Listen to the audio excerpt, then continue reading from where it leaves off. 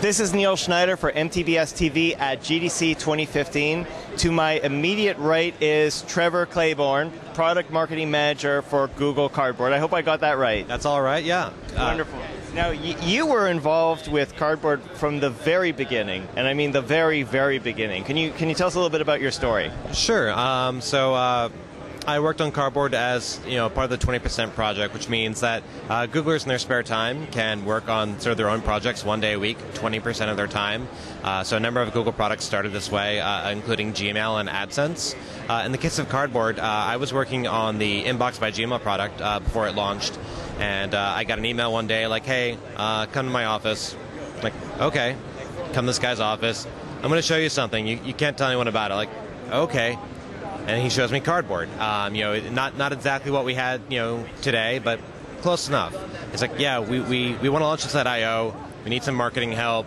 Can you come on board? Like, yeah, I want it. So flash forward, that was the end of April. So then at the end of June, we launched Cardboard. And I went back to Gmail, launched the Inbox by Gmail, and then they said, hey, we're going to get together a real team around this. We're going to be serious about Cardboard. And so now this is what I do full-time at Google.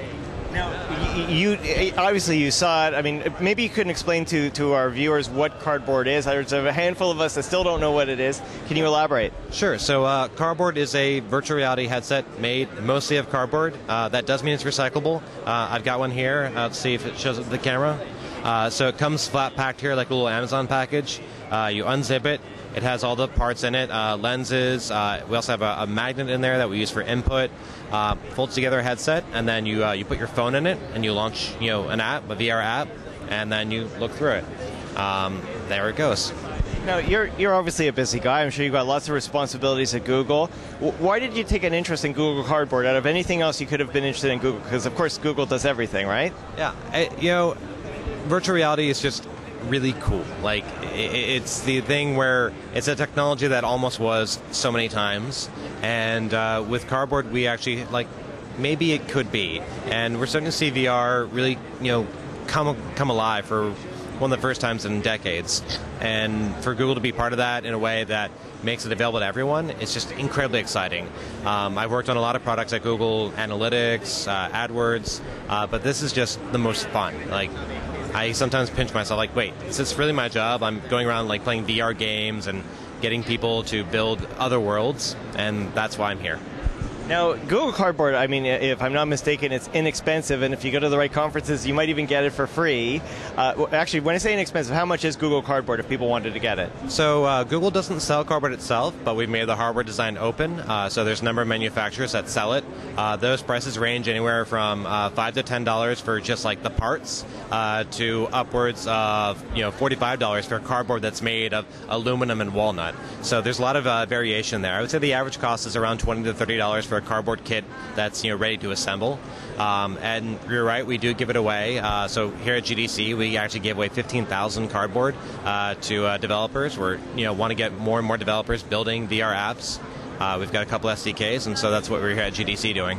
Now, Google, I take it, is, of course, based on Android. Do you have hardware recommendations, or, if people own Android smartphones, as I'm sure many obviously do, are there recommendations as to what kind of smartphone to look for that's best applicable for Cardboard? Well, the idea of Cardboard is to make it available for any smartphone. We've seen pretty good success with really any relatively recent Android phone, and I say relatively recent, running Jelly Bean, 18 months to 2 years old or less. So, for example, the Galaxy S4, great. Galaxy S3, maybe a little too old. S5, great. We use the Nexus 5 for most of our demos, which is about 18 months old. The only other thing, though, is phablets, the big 6-inch phones like the Nexus 6. They don't fit in our cardboard, but I mentioned that there are manufacturers that are building cardboard. They do make big cardboard, or they make cardboard out of foam, and those will fit the larger phones. Are there any resolution requirements for the phones to be effective with Cardboard? More is always better. An HD phone, I think, like the Nexus 5, so that's, I think, 1920 by 1080. That's a good minimum bar. We've tried out Cardboard with, for example, the LG G3, which has a Quad HD screen. It's beautiful. So more is better in this case. I've used Cardboard on a 720 phone. It's not the best experience, but it still works. And I think that's one of the cool things, that it spans the range of smartphones that are out there. And as smartphones get better, Cardboard will get better. Now, the smartphone ecosystem is very diverse. I mean, let's face it, there's dozens and dozens and dozens of smartphones, and they get refreshed like every 6 months, if not more often. I mean, is there content that tends to work really well with Cardboard? Do you have any recommendations content-wise? Content-wise, we've been putting together a collection in the Google Play Store. It's at g.co/cardboard apps. It's about 30 apps that we've picked out that we think are really great. It's a mix of games and 360 videos. With Cardboard, you have some limited options in terms of input because you're holding it up to your face. We do have kind of this one-button input using a magnet, but like you said, smartphone ecosystem very broad, and so that magnet doesn't work on all devices, and so developers are building lots of different interactions. Some of the cool games that we've seen recently that we just are cool experiences that we just put into the app collection. We've got one app called Scene, which is a 3D camera app, not made for Cardboard, but now they're using it. So you take a photo, and then it takes a depth map and makes kind of a 3D picture. You can view that in Cardboard. We've also got a really beautiful kind of roller coaster ride through space called VR Cosmic Coaster. And Titans of Space has recently come to Cardboard. I imagine a lot of folks watching this will have tried that on an Oculus or a Gear VR, and now we have that on Cardboard as well. It's got a beautiful soundtrack. It's very educational. So those are some of the great apps that are out there now. Now, most, if not all, the smartphones on the market, even today, were never intended to be used for virtual reality or Cardboard. They were intended to be phones. I mean, they seem to do everything. In some cases, they seem to do everything well except take calls. But is Google starting to or looking at making recommendations to manufacturers so that their phones are more likely to work well with Cardboard?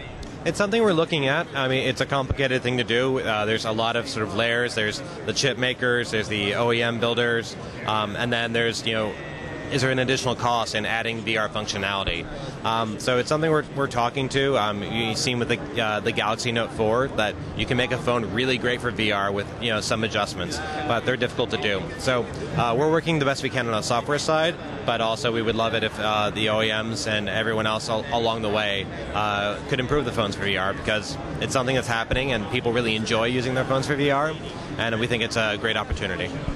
One of the challenges with like smartphone support for VR is latency. I mean, it's like, you could have a fast-performing phone, but, when you move your head, if there's a little bit of delay, it could cause illness or it could cause, discomfort, where we'd like to, of course, avoid that. Has Android been looking at ways to, to get to the lower level of that OS to cut out that latency? So we're looking, I think, first at the higher level of the OS to cut out that latency. Eventually getting back to the lower level is great, but it's not something we can necessarily do quickly. So what can we do at the beginning to cut down the higher level? Also, how can we work with app developers to make app experiences that aren't going to require that really quick latency? We think with Cardboard, we have a responsibility because we're going to be one of the first VR experiences that many people ever try. And we can't have that be a nauseating experience or cause sickness. And so working with app developers, we only try to promote apps that are we feel are good and comfortable. We are promoting with hardware manufacturers. So Cardboard, because of that latency, you probably shouldn't use Cardboard with a head strap, because if you whip your head around, the phone's not going to keep up very well. So, by holding it up, you're going to limit, how fast you go. I just blocked my face with the Cardboard there, but you're going to limit how fast you move, and that's going to help provide a more, smooth experience. So, trying to improve things in latency front, but also trying to make sure that app developers are creating great experiences, such that the perfect latency isn't required. When Cardboard first came out, it was positioned as, okay, you got these tier 1 brands, well, like Oculus and Valve and Sony and, and all kinds of solutions, immersion reality, like all kinds of solutions are coming to market. And then when Cardboard's discussed, it's like, this is a great way to try VR before you buy into the more, pricey options. Does Cardboard want to eventually position itself as going, as similar or the same caliber as these other options? I don't know if we'll ever get to the same caliber. I mean, you're talking about a full headset that you hook up to a full gaming computer, it's not going to compete with a piece of cardboard and a cell phone. But we'd like to be a way that people can experience VR easily, maybe on the go, mobile VR. The Gear VR does that very well, but only for a certain subset of phones. So we want to make sure VR is available to anyone who wants to try it. That includes developers who may be looking to get into VR, but maybe aren't ready to make that investment. We think there can be a lot of great content built with cardboard, and it doesn't necessarily require the full headset rig. We also want to be the very simple VR. It doesn't need to be a lot of friction to put something on, plug something in, just like put it in phone, watch. And so we think there's a lot of value in both these experiences. So what is, here's a silly question, but what does Google get out of this? You're practically giving the device away. What's the benefit for Google? Well, we're fans of VR, and VR could be the next computing platform. May not be.